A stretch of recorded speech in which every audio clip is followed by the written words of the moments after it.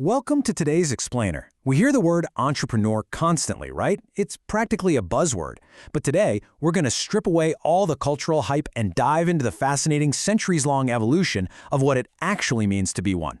We're going to look directly at the mechanical, psychological, and social drivers of enterprise, tracing how some of the greatest economic minds in history built this concept entirely from the ground up.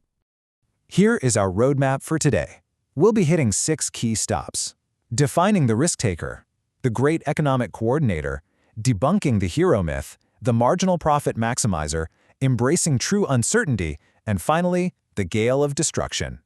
To anchor our explainer, we'll be tracing this concept from Richard Cantillon in the 1750s all the way through to Joseph Schumpeter in the 1940s.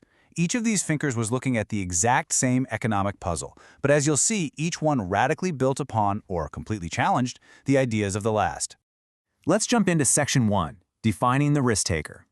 We begin our chronological journey back in the 1750s with Richard Cantillon, an Irish banker with French roots who is often called the father of enterprise economics. Cantillon gave us our very first technical definition by looking at the world and making a really profound distinction. He used the example of an arbitrage merchant. Imagine a merchant buying farm goods out in the country at a known fixed price and then hauling them into the city. The catch? The city price is totally unknown by the time they arrive. Cantillon argued that an entrepreneur is fundamentally someone who trades the security of a fixed wage for the wild volatility of the market. And by taking on that risk, they actually stabilize supply and demand for everyone else. What's amazing is how perfectly this 18th century theory holds up today. Think about it. Cantillon's definition completely democratizes entrepreneurship.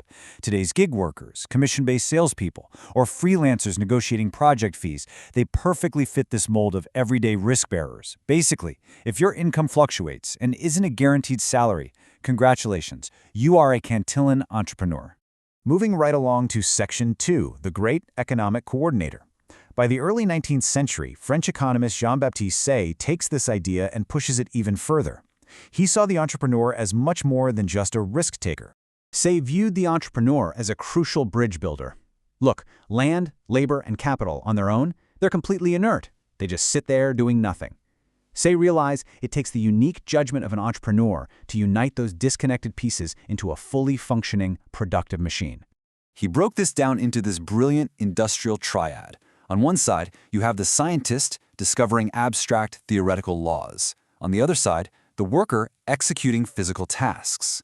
The entrepreneur sits right in the middle as the mandatory translator. You can literally see this in commercial rocketry today. Abstract orbital mechanics sat on university servers for decades, but it took entrepreneurs to shift that theoretical physics straight to the precision machinists and launchpad crews to actually get rockets into orbit. For a fantastic historical example of Say's coordinating judgment, look at Estée Lauder. In the mid-20th century, traditional banks flat out refused to give her a loan. Did she quit? No way. She purposefully reconfigured her resources. Instead of buying traditional advertising, she shifted her manufacturing capital to create premium sample vials and gave them away free as a gift with purchase. This brilliant resource shifting generated massive consumer demand, which forced those major department stores to give her counter space. Pure strategic coordination. Now for Section 3. Debunking the hero myth. This part is fascinating because it directly challenges the ingrained, culturally popular stories we've all been told about business success. We all love a good story about a lone genius, right? But modern academic literature points out that the 19th century great man theory, the idea that a founder hero is simply born great and builds an empire solo, massively oversimplifies reality. Similarly, Max Weber's famous Protestant ethics suggested that Western self-denial uniquely drove capitalism. However, scholars today impartially note that these specific theories rely heavily on a Western-centric lens and, frankly, colonial biases. When researchers decompose these myths, the reality is far more structural. For instance, Henry Ford didn't invent the car or the assembly line in a vacuum. His success relied on a massive collective effort, existing resources, and deep labor pools. Furthermore, Weber's framing was historically weaponized by colonial administrations, using the harmful myth of the lazy native to justify exploitatively low wages. This completely glossed over highly sophisticated global indigenous frameworks, like early Indian business networks, which proves that entrepreneurial drive is a universal human trait, absolutely not a geographically isolated miracle. That brings us to Section 4, the marginal profit maximizer. Leaving those cultural myths behind, we enter the 1860s, where economics gets wonderfully precise and mathematical. This simple equation right here is the heartbeat of profit maximization. It's the theory that an entrepreneur should produce up to the exact point where marginal revenue, which is the money gained from selling one more unit, perfectly equals marginal cost, the cost to produce that next unit. Think of it as the marginal unit rule. Say you're making smartphones. As long as the revenue from selling one more phone is higher than the cost of the raw materials and labor to build it, you keep producing. But here's the kicker. You have to stop the exact millisecond those costs match the revenue. If you produce even one single unit past that sweet spot, you start eroding your own margins and actively losing money. And this rule scales massively.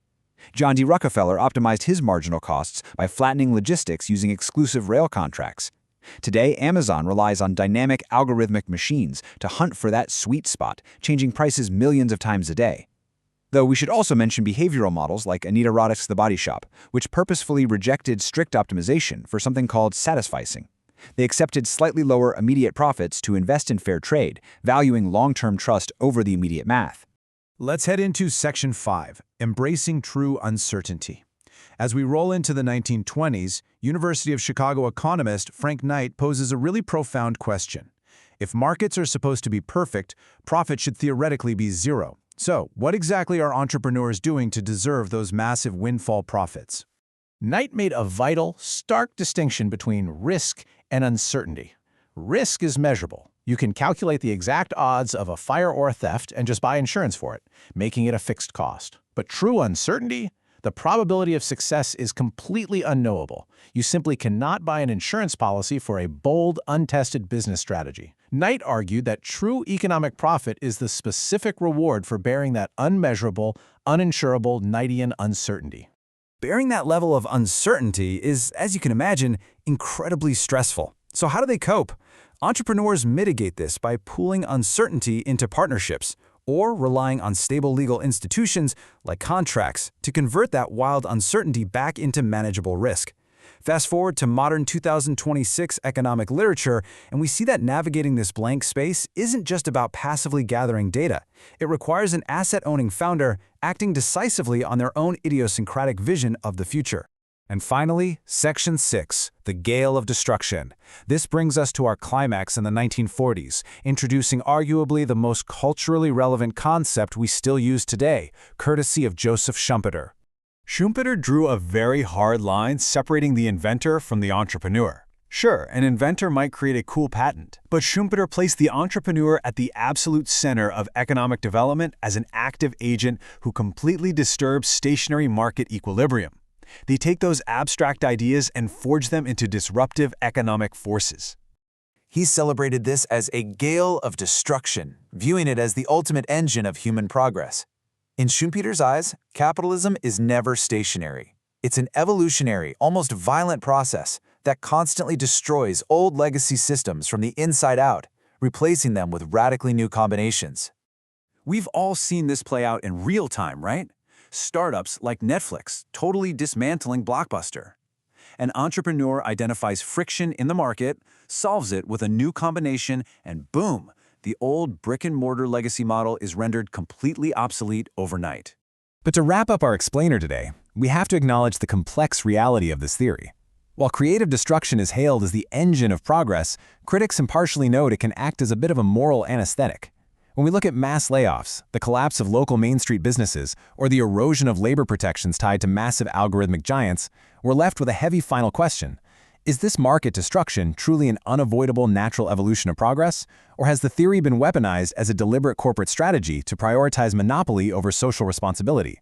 Something to chew on as you navigate the modern economy. Thank you so much for exploring this with me today.